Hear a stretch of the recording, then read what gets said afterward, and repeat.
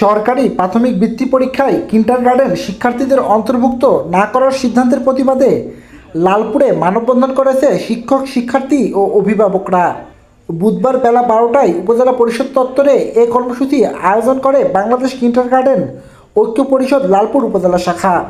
পরে উপজেলা নির্বাহী কর্মকর্তার মাধ্যমে প্রধান উপদেষ্টা বরাবর একটি স্মারকলিপি জমা দেন শিক্ষকরা। শুধুমাত্র বৈষম্যের কারণে দেশের বিভিন্ন স্থানের রাজপথ রক্তে রঞ্জিত হয়েছিল। সরকার বৃত্তি পরীক্ষা প্রজ্ঞাপন জারি করার পর যে বিশাল বৈষম্য সৃষ্টি হয়েছে, আমরা এই বৈষম্য চাই না, আমরা চাই সমতা। আমরা যারা কিন্ডারগার্টেনে পড়াশোনা করি তাদেরও বৃত্তি পরীক্ষায় অংশগ্রহণ করার অধিকার রয়েছে। আমরা কেন এই অধিকার থেকে বঞ্চিত হব তার কারণ জানতে চাই।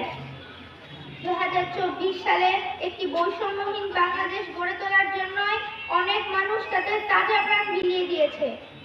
তবু কেন এখনো আমাদের মাঝে এত বৈষম্য? আমরা চাই আমরা সবার মতো অন্যান্য প্রাথমিক বিদ্যালয়ের মতো সরকারি বৃত্তিতে অংশগ্রহণ করতে পারি।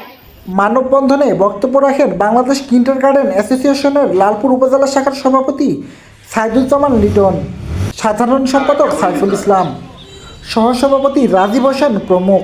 ছোট কচি কাঁচা বাচ্চাদের যে বৈষম্য, এই বৈষম্য দূর করে অতি বিলম্বে এই প্রজ্ঞাপন বাতিল করে বিগত দিনের মতো আবার সবাইকে বৃত্তি পরীক্ষার সুযোগ করে দেওয়ার উপদেষ্টা মহোদয় সহ সরকারকে আমরা উদাত্ত আহ্বান জানাই। যদি এই আহ্বান না শুনে তাহলে আমরা কঠোর থেকে কঠোর আন্দোলন দিতে বাধ্য থাকব। আমরা এই বৈষম্য চাই না। আমরা সকল পঞ্চম শ্রেণীর বাচ্চাদের বৃত্তি পরীক্ষায় অংশগ্রহণ করার জন্য সুযোগ দেওয়ার জন্য আমি শিক্ষা উপদেষ্টা এবং উপজেলা পর্যায়ের যে সকল শিক্ষা কর্মকর্তা আছে তাদেরকে বিনয়ের সাথে বলতে চাই, আমাদের বাচ্চাদের এই সরকারি বৃত্তিতে অংশগ্রহণ করতে দেওয়া হোক।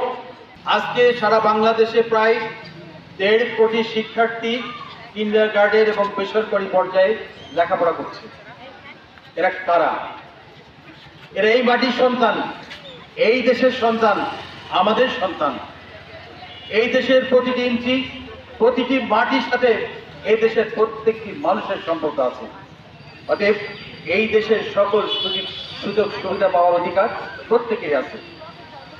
প্রাথমিক সরকারি বৃত্তি পরীক্ষায় বেসরকারি স্কুল বৃত্তি পরীক্ষা দেবে, এটা একটি মীমাংসিত বিষয়। একজন শিক্ষার্থী, আমার বয়স খুব কম, কিন্তু আমার স্বপ্ন অনেক বড়, সামনে এগিয়ে যাওয়ার জন্য। তাই সরকারি বিদ্যালয়ের শিক্ষার্থীদের পাশাপাশি